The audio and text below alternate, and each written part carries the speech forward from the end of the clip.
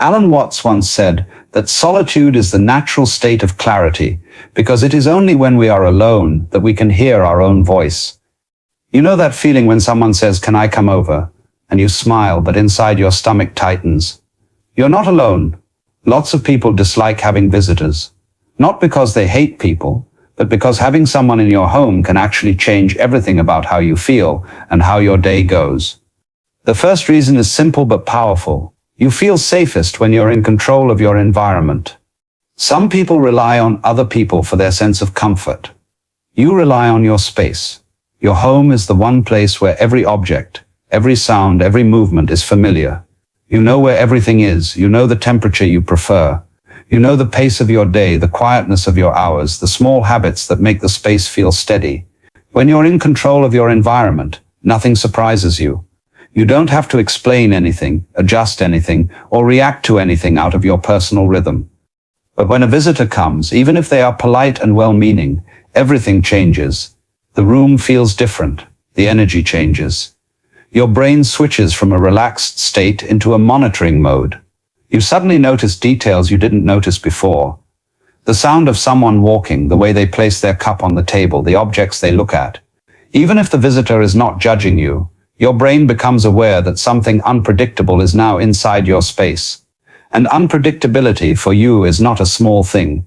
It shakes the sense of safety you've carefully built. You don't want to feel that shift, not because you dislike the person, but because you value stability. This has nothing to do with being antisocial or distant. It simply means you function best when you know what's happening around you. You don't enjoy the feeling of having your guard half raised. You don't enjoy adjusting to unexpected noise or movement.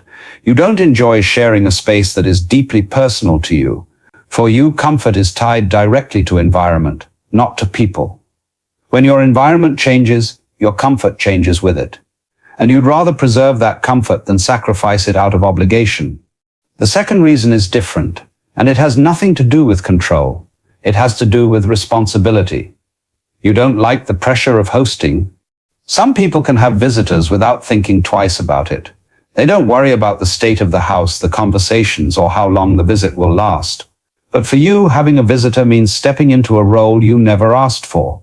Suddenly you're responsible for someone else's experience inside your home. You feel the need to make them comfortable, offer something to drink, keep the conversation going, make sure they're not bored, and be available the entire time they're there. You become the host, whether you want that responsibility or not. And the truth is, hosting is work, quiet work, social work, emotional work, but work nonetheless. Even if your visitor says, "Don't worry, I'm easy," your brain doesn't believe it. It keeps track of everything. Are they comfortable? Do they want something? Is the silence awkward? Should you talk? Should you sit? Should you offer something? Should you entertain? It becomes a performance, a polite performance, but a performance still. And that performance drains you, not because the person is difficult, but because the expectation of being a good host weighs on you. The entire time you're managing two things at once, your visitor's experience and your own discomfort about managing your visitor's experience. This double-layer thinking is exhausting. You aren't avoiding visitors because you dislike people. You avoid them because you dislike the job that automatically comes with their presence. And some people don't see this. They don't notice the invisible work you're doing. They don't realize how much mental energy you use to keep everything smooth and comfortable.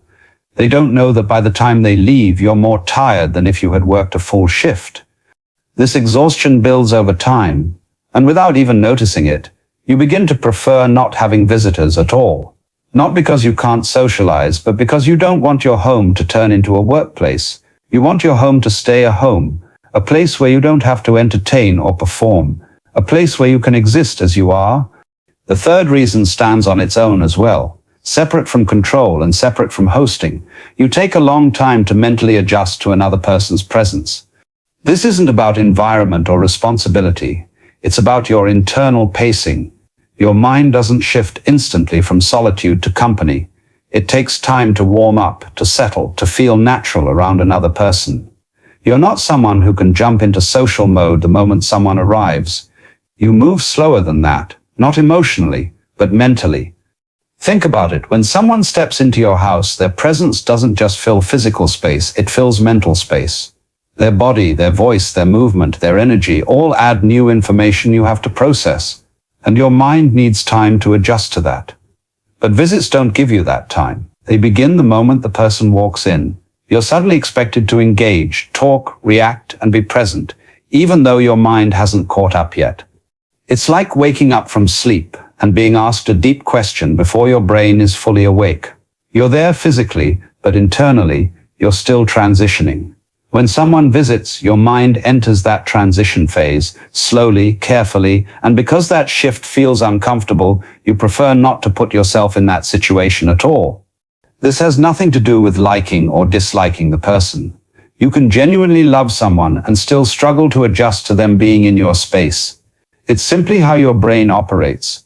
You don't switch modes quickly. You don't jump between internal and external worlds easily. You need time, and visitors rarely allow that. This is why you might enjoy spending time with someone in other settings, outside, at a cafe, at the park, but not in your personal space. In those environments, you're already alert, already adjusted, already prepared. But at home, you're in a different mental state, slower, softer, more inward. That state does not blend smoothly with sudden social presence. When you combine these three reasons, you begin to see a clear picture of why having visitors feels uncomfortable, not because of who they are, but because of how your mind, energy, and sense of comfort work. You rely on environmental stability, you feel the emotional weight of hosting, and you need time to adjust to another person's presence. There is nothing wrong with this. It simply means you take your inner world seriously. You protect the spaces where you feel calm. You understand that your mind moves at a certain rhythm, and that forcing yourself into situations that overwhelm you is unnecessary. Preferring a quiet home isn't a flaw. It's a sign that you know what you need to feel balanced. One of the clearest reasons is this. You value predictable routines, and visitors break that rhythm. You don't need your day to be boring, but you do need it to be stable. There's a certain comfort in knowing what the next hour looks like, how your evening will unfold, what time you'll eat, when you'll relax, and how your night will end. You build your day like a quiet path, not because you're rigid, but because predictability reduces stress. When you know the flow of your day, your mind can rest inside it. A visitor interrupts that flow instantly. Suddenly the evening is no longer yours. Your schedule becomes uncertain. Your habits get paused. You can't unwind the same way or follow your usual rhythm. Even if the visit is short and pleasant, your brain registers it as an interruption. Some people thrive in spontaneity. You don't.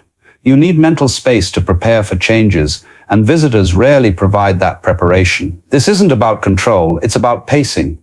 You move through your day with intention, and someone else entering your home forces you to switch directions quickly, which feels jarring.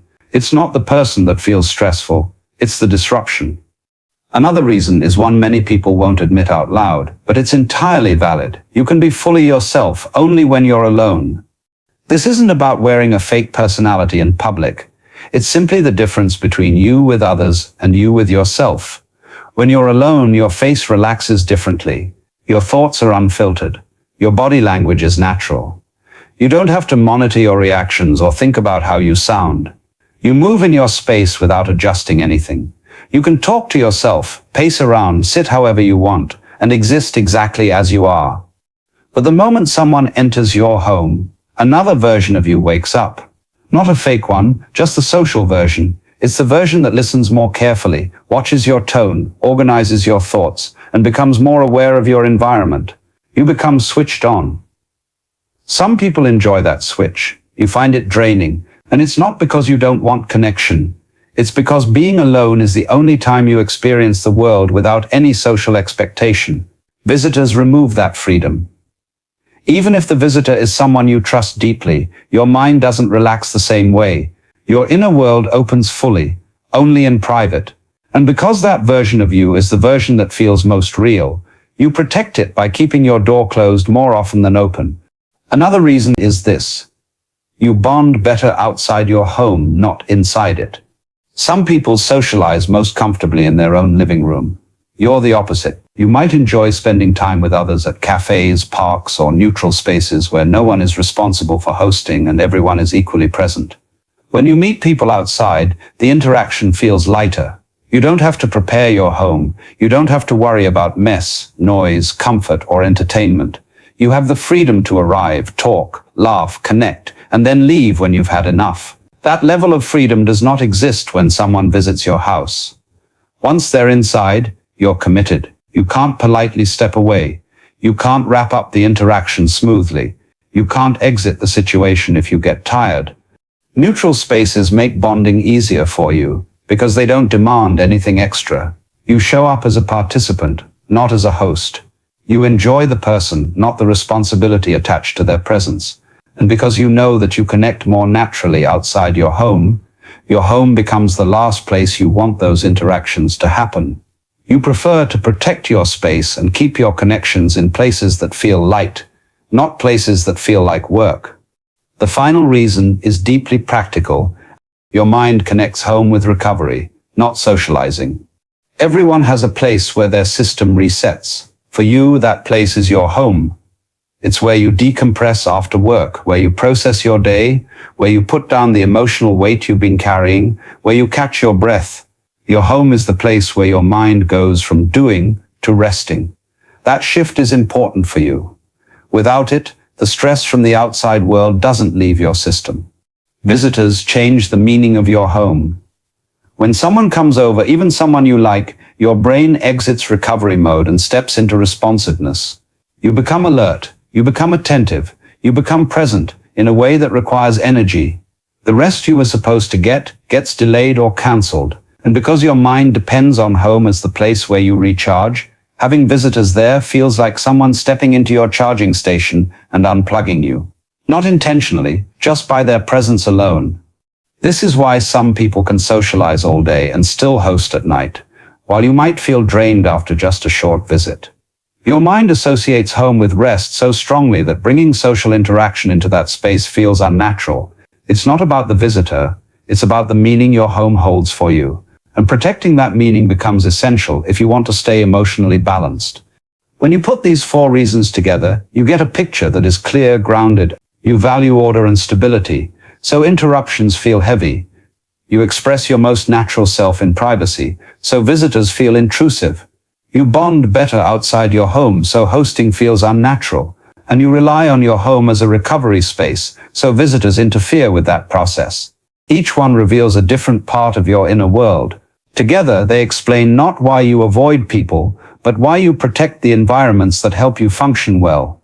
There is nothing wrong with preferring not to have visitors. It simply means you understand yourself. You know what helps you stay balanced. You know what disrupts your peace. You know how to manage your energy, your comfort, and your time. And understanding these reasons doesn't make you closed off. It makes you self-aware. It means your inner world has structure and clarity.